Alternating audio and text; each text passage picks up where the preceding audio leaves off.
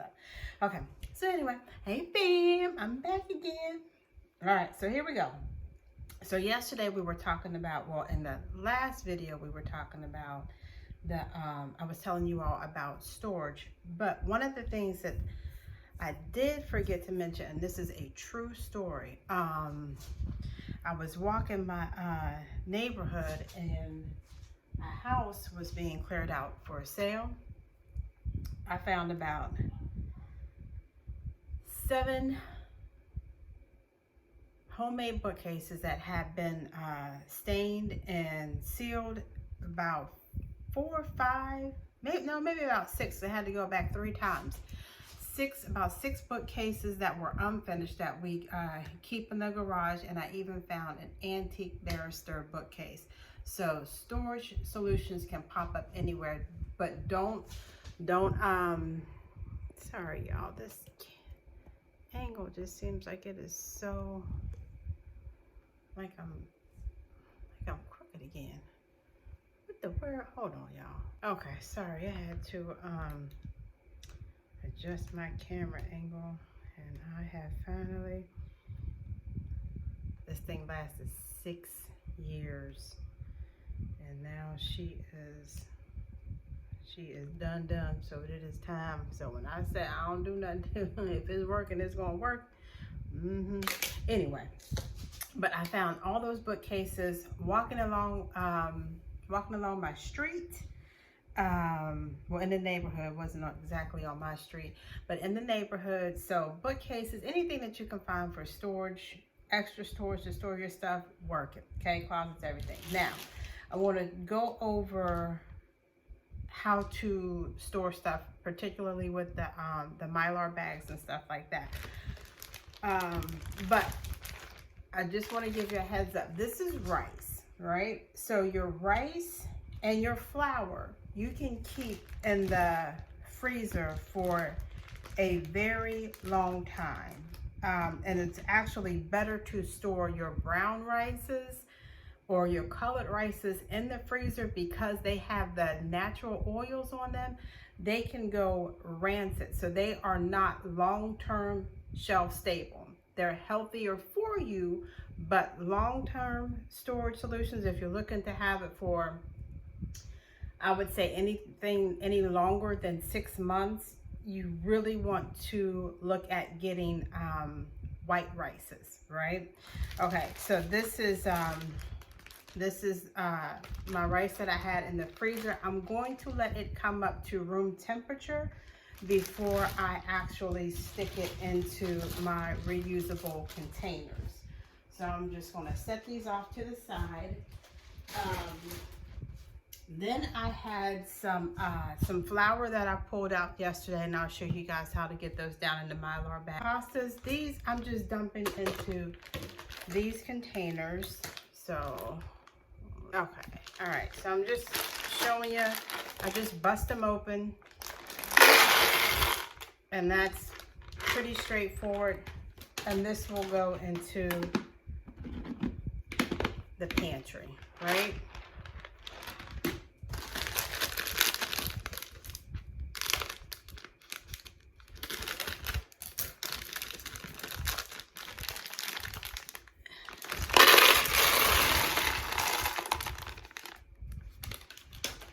And then this pasta came from my little stash box that I showed you all in the previous video for your storage solutions, which you're going to have to, because on the next video following this one, we'll be going over the 2-week emergency supply list of things to purchase. And pasta, now this is not instant pasta. Instant pasta is one of the types of pastas that are on the list. Let me get it out the way. Now my rice, remember the buckets that I talked about yesterday? So this is my rice bucket. So I buy the big bags of rice from Costco, throw them in the bucket, and you can keep this either upstairs, downstairs, well, wherever you need to keep it at. And then you just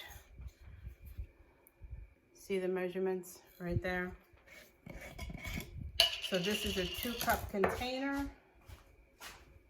When I do the canning video, I use this for canning, but this just helps to get your container filled up. And there you have, you know, you're at 2 cups.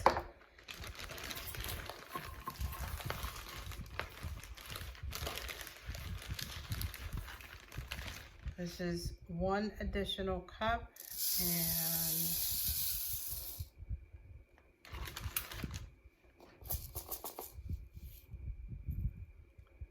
3 cups of rice. And you know that you're at a cup. You've already used a cup when you get it down to the 2 cup. You probably can't see it, but right there, it would be 2 cups, so right up here. So that's why I like these containers. Okay, now that's the reuse. That is the little containers that you can purchase for your pantry. And then, let's get you out. I do have some other stuff, but I'm not going to have that on video. All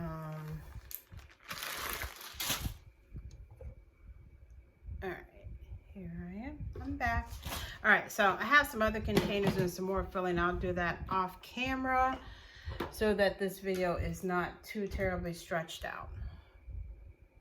Okay, so what I have here are some ball mason jars, my funnel, which I cleaned off, and some pre-mixed pancake mix that I like to keep on the shelf, and we'll be vacuum sealing these. The reason that I'm going through these different types of storage is because we are going to be going out and making some purchases off of our emergency prepared list, and you want to have your storage in mind or in place. Okay, sorry about that, y'all. Ran out of storage, but anyway. So this is a ball glass, and this is one I would use to do vacuum sealing with. So the only thing I'm going to do is I'm going to fill this up, get my mix dumped into these containers, and then we will do the vacuum sealer. So hold tight. But before we go, the reason I don't like to keep my pancake mix in these bags anymore is, let me see if you can see this, but see this? This used to be like a Ziploc type of seal, but see how now it's like a Velcro type of seal, and you know, air or small bugs can, you know, get through that. So just for a better seal and to make it a little more shelf stable. Now this type of stuff, I kind of use it within the expiration date, which is March 2027 premixes, because they have dried dairy products in it. I don't mess around when it's expired. I don't play around with that. But I'm going to get these containers filled up, and then we'll go over to the vacuum seal. Okay, all right. So what I have are my canning lids that I've already used. Now, I don't know if you can see that, but where is it at? Right on some of these. This one is not actually mine. But on some of them, there's like a dip, that dip right there from where they have been open. So I'm hoping that they will take, but I just wiped off my tops, got the pancake mix off of them, and then just want to set those up there. My lids, my used canning lids. So this is recycling, reusing for dry canning. So you pop that on there, And then this, now my sealer, I'm noticing right here, this part of my port is gone, and I'm hoping that it does not have an impact on my vacuum seal. That doesn't like suck up extra air. So you just pop that in there, and then you just push vacuum, click this to operate, then you click vacuum, and then this is going to suck the air out of here. Now, you do need to leave some space at the top so that some air can actually get pulled up, and don't pack it down. Don't pack your mixes down in here, because otherwise you've already pulled out the air and it's not going to allow your canning lid to compress down and to create the seal, because there's not enough air for it to pull out. It's too compacted. Okay, so here we go.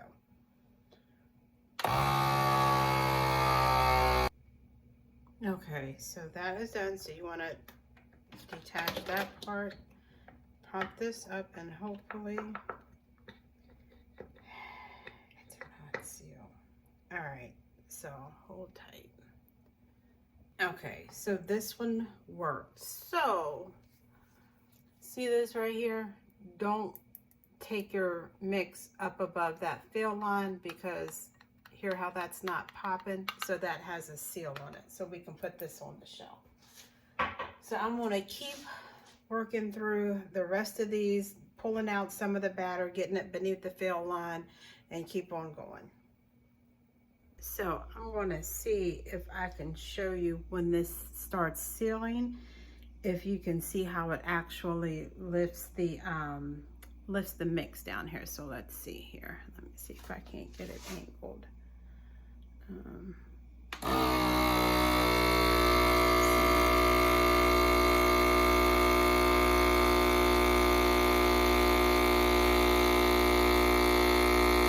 Okay, so we are vacuum sealed. I just used some tape to put the instructions on, the day that it was vacuum sealed, and the best use date that is on the package. Now, I did run into some trouble, and I think it's because my lids are reused. So what I did was I doubled my lids underneath the sealer, so because I wasn't getting, like, the lid was still popping, so you could hear this, which means there's no seal. So I just put one on, put another one on, then I put my vacuum seal lid on, and that did the trick. And oh, come on, get up off of here. Are you? No, you're there. So that did the trick. So now these are set up for better storage on the shelf.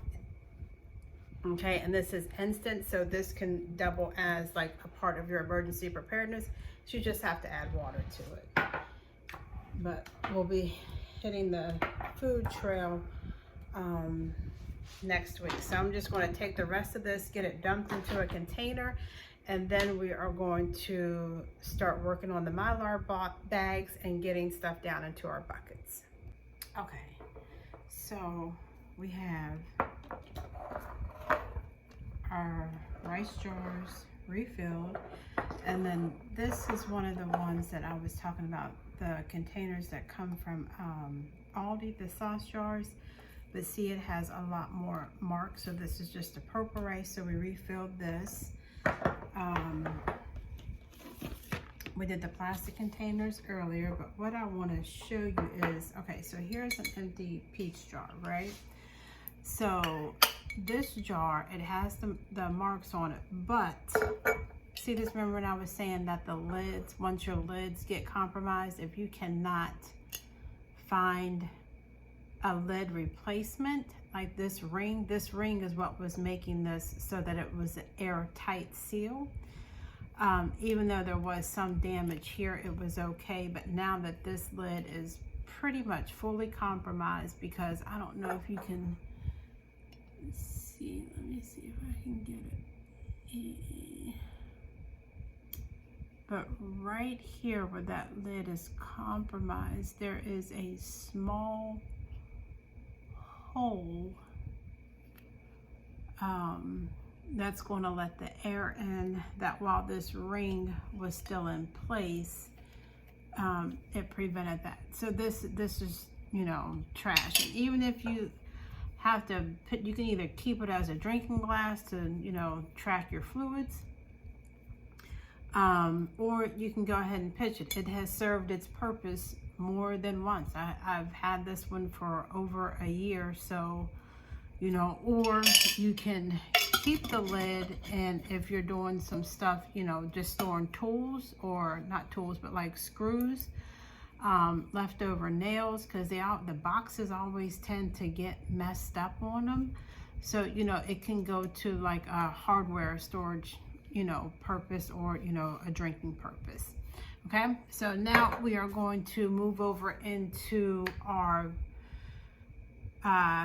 Mylar bags and the oh Lord, the oxygen absorbers. Okay. So what I'm going to be putting in this bucket, I am not going to pour my sugar directly into this bucket. If I was going to, okay, so first, you can pour your sugar directly into a food grade bucket. This is the bucket of sugar that I keep in my upstairs pantry. But I'm switching from regular sugar to a more organic sugar, and this is sugar that I had left over from, we have a restaurant depot, and I went there and got the like 50 pound bags of sugar.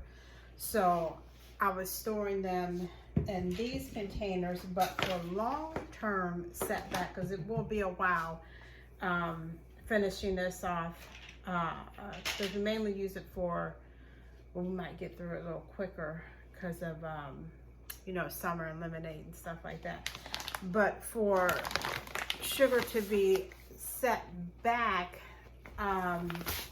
you don't want to pour it directly in your bucket, and especially if you're putting it downstairs in your basement, or even just under your bed somewhere in your house, because that sweetness, you know, it attracts bugs, and this is the time of year ants kind of show up in places.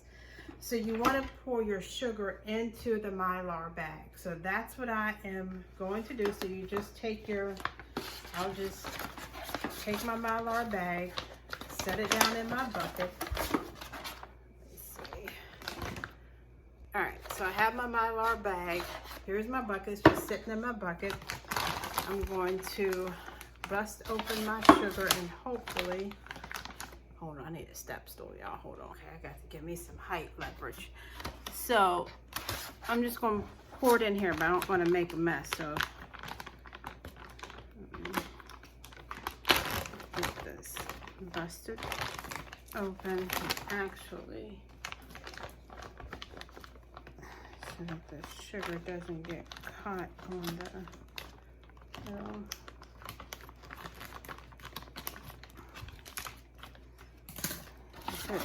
Piece, and I can get a cleaner pour.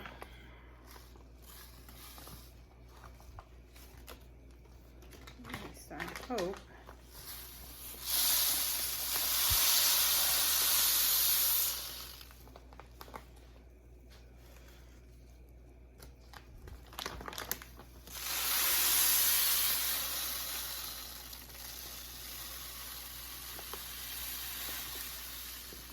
Then I want to stop for a second, and you can scoop it in there too.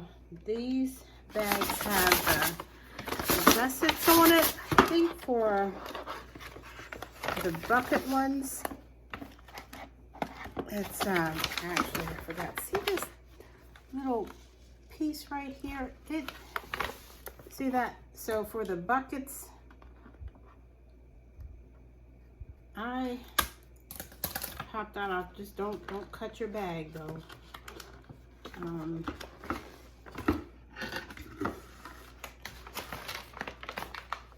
So that way this can open up and sit in your bucket a little bit better. Now the Mylar bags that are the 3 mil, they you don't have to do that. There we go. Now that sits down in there much better. See how it's sitting in there? Now you do lose some space with the gusseted bottom, so I didn't realize that, but it's okay. We'll roll with it.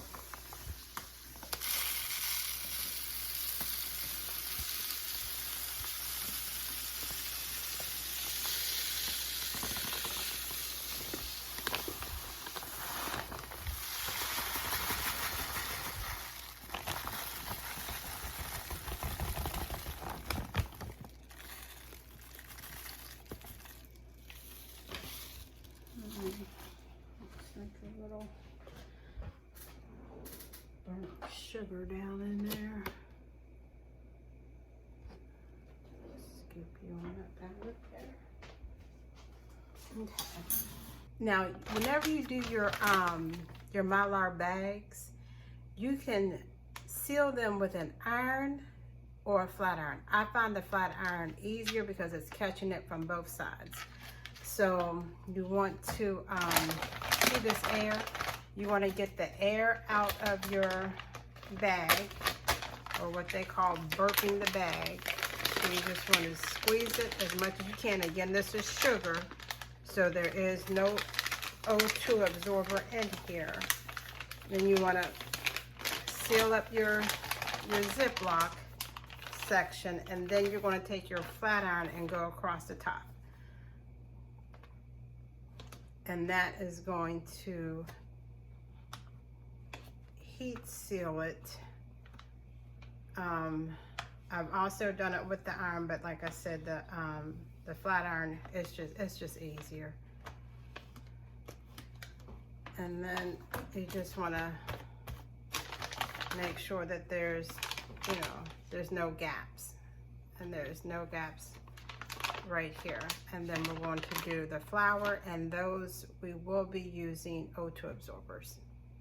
Okay, this has turned out to be a little longer of a recording day than I had anticipated. I got ink on my hand. Let me get myself back in frame. Let me point you down here so you can kind of see a little bit what I'm doing. Okay, so what I just did off camera was to see if my big bag of flour was going to fit in a my vacuum seal bags, and it does. Okay, so however, this is too short because you want to have a good amount of space for your flour. Now, before we go into this, first of all, when you get your flour, you definitely, when you're going to pack it away, if you're not going to be using it, even if, as soon as you get your flour home, and this is something that I learned, you want to stick it in your freezer for 3 to 4 days. That way it can kill any type of larvae that may be, or eggs, anything that is in this flour, right? You want to freeze it to death, okay? Then when you get ready to pack up your flour or use your flour, you want to pull it out and let it come up to room temperature. Some people say do not pack your flour in the original packaging. I do. I've not had any issues with it. I've also gotten the 50-pound bags from Restaurant Depot. And that, there's just no way. You had to break it down. So what I did was I broke it down by pounds, put them in doubled up lunch sacks, the little brown paper bags, doubled them up into lunch sacks, stuck my pounds in there, vacuum sealed them, and set them off to the side until I got ready to use it. A 5-pound bag in the lunch bags, it was too much, and I was getting too much my vacuum sealer was sucking up too much flour dust, and you'll know it because it just won't seal right, and you'll get grit going all the way across the top of your vacuum seal bag. So I'm going to do two things. Now, I am going to vacuum seal this, and you can opt to put an O2 absorber in there if you like or not. I'm going to do both. I'm going to vacuum seal it, and then once I get it vacuum sealed, and you'll see the bag is going to shrink down, and it's going to get, you're not even going to be able to push it on. It's going to feel like a brick. It's going to vacuum seal it down top. Once I get it sealed, I'm going to set it in my Mylar bag. Inside my Mylar bag, I am going to place an O2 absorber, so that way I know moisture, because remember that is plastic, and even though this is a moisture barrier bag, I don't want to take the risk of my flour going to waste before I have a chance to use it. I still have some, well, a small bucket, one of the 2-gallon buckets that I am working through. I've kind of slowed down on the bread making because of the, you know, it's going into summer. It's a little hot, so I need to see some summer breads like fajitas and tortillas, you know, working through the flour, using it that way. So what I'm going to do is go ahead and get my my bag cut and get it sealed, and I'll show you how to do that. Now this, see the length of this? I don't know if y'all can see that, but even though there's all this extra length up top, once you get your flour in the bag, vacuum seal bag this size, it is still too short. So I'm going to cut out a bigger bag, and then we are going to get, I have 2 bags to do, so we're going to work through those. So the bags are cut. They are pretty lengthy, all right? Don't worry about how much bag, because it's going to seem that, don't try, now is not the time to, you know, cutting it to exact size. If there's any left over, these bags, just like Ziploc bags, so long as no meat has been in these, you can wash it out, dry it, and use it again, okay? So if you get like smaller bags, and I started off with, initially I was just doing the bags of flour from Aldi. So again, shop your budget, okay? I'm just making the switch over from enriched flour to non-enriched, but I am not throwing away what I have. We're just going to push the seal button, and that's going to heat seal it in case you've never used a vacuum sealer before. You're just waiting for that to come off. Then you can open it. There you go. See your heat seal? Can you see it? There it is, your seal. And we're going to do the next one, because I have 2 bags of this, because they come in 2 bags.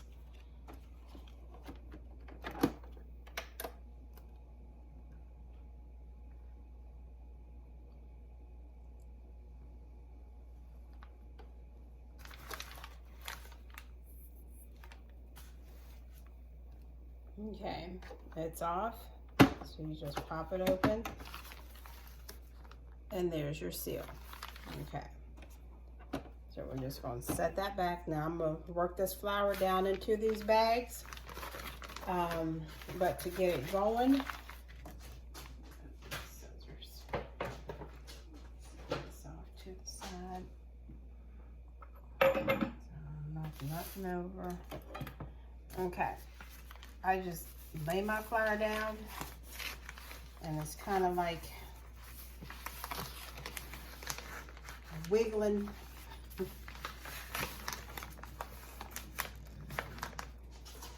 You gotta wiggle it down like a pair of tight fitting trousers. So, you know, that little shimmy, and then you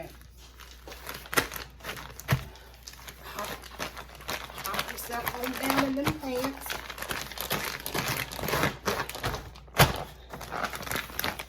And you're in, okay? So you got about this much left over. That's okay. Now I'm going to get the second bag done. Okay, so we got both the bags, flour in the bags. I am not going to put anything in these bags, okay? I'm just going to let the, oh shucks, y'all see that? Okay, so I'm just going to get this set up in the food saver. I'm going to put it to open. We are not going to seal it.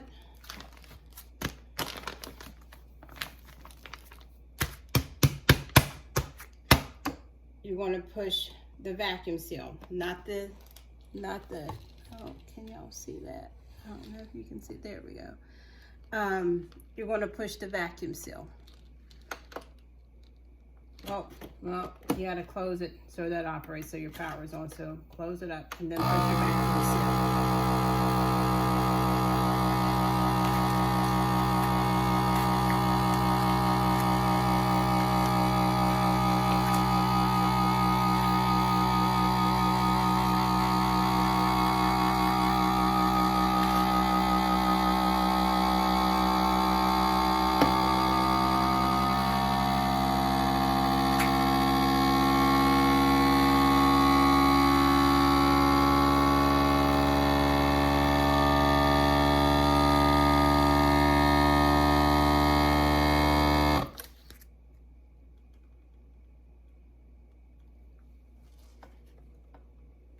Okay, so you're just waiting for that red light to go off.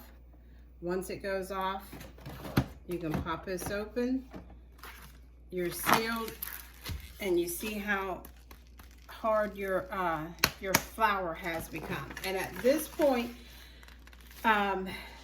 if you have the freezer space, you can stick your flour back into the freezer, and it's perfectly fine. I've kept flour in the freezer for over a year. It did not taste freezer burnt or anything odd, but I'll be putting these in down into onto a shelf that I have in a Mylar bag, and we're just going to do the same process. And you'll know if it's not, if something is off in there, if you have like, see, I don't know if y'all can see like that white powder. That happens with flour if you're working with meal, and it'll get trapped down in here or on the seal itself. You just have to wipe it off, and it'll go back to sealing properly. But it'll just keep, it just won't tighten. You'll just hear your food saver just keep on going, and it's not going to do anything. And then just pop it open, clean it off, and start all over. Okay, so this one is done. All right, so we are done with the food saver for today. Okay, so I'm getting ready to pack the flour down into a 5-gallon bucket. This is the size of the bag. It is pretty big, so this is the half size of it. So the 5-gallon bucket bags, they are really large, okay? This is a 500 cc O2 absorber. This is a 300, and the small ones are your 100s. Now on the pack of O2 absorbers, they open. So when you buy your O2 absorbers, you see that? I didn't get that, so it's not, there it is, without a glare. So it tells you what size O2 absorbers you need. So 100 for a pint, 200 to 300 for a quart, 400 to 500 for a gallon, and 2,000 to 3,000 cc of O2 absorbers for a 5-gallon bucket. Because I have already vacuum sealed my flour, both of them, and I am not putting It's not going in here loose. It's already compacted. And it is going into this bag. The O2 absorber does not have that much air that it's basically going to have to eat. If I was packing my flour in here loose, I would use the number of O2 absorbers that it recommends. But because of how I package it, I'm only going to use one, okay? So I'm going to get this, and the good thing about this one is that there's only one in here. With the packs like this, either you can use your food saver to reseal the pack, to suck the air out and reseal the pack to stop your O2 absorbers from being activated, or you can throw them in a small jar that's an airtight container to stop them from activating. And when they activate, they'll feel warm to the touch, and then they'll just get hard, and when they're hard, it's done. Now the ones, see this right here, see that some of the ones that I have, these are the 100s, and these packs, I wish all of them came with this. That pink dot lets you know that your O2 absorbers are still good, but all of them don't come with that. So, but you know, I'm going to go ahead and get this set up, and then I'll bring you all back on camera when I start setting it in here. Okay. Sorry about that, I got the sizes mixed up. So this is the 100, this is a 200, this is a 300, this is between, I think this is a 400 or 500 cc, and then this one is a 1000 cc, so 700 or 1000 cc. I don't need one this big just yet, so what I am going to have to do is pop these open, seal them back up, because I only need one from out of this pack. And let me go ahead and do that, but I do, I'll have you on here if you can see this. So, oops, there we go. So there's I have both of the bags of flour down in they're down in the bucket. And the only thing that I am going to do is toss some the O2 absorber in there, and then in the bucket I will be throwing some bay leaves around it just to deter any little bugs or anything, but we'll be good. All right, so right there you see my O2 absorber, so I'm just going to seal up my bag, burp it, I'm gonna get it sealed, and then I'll show you what I do next. Okay, so the bag is burped. So just like with the sugar bags, I'm just going to take my flat iron and go across the top and seal it. Okay, so it is labeled, it is sealed, so the O2 absorber is in there. That is about 20 pounds of flour. So the only other thing that I am going to do is take some bay leaves, put some down around the side, and definitely keep some up on the top. And then I just have to snap my lid on it, take it downstairs, and it's ready for use when I'm ready to use it.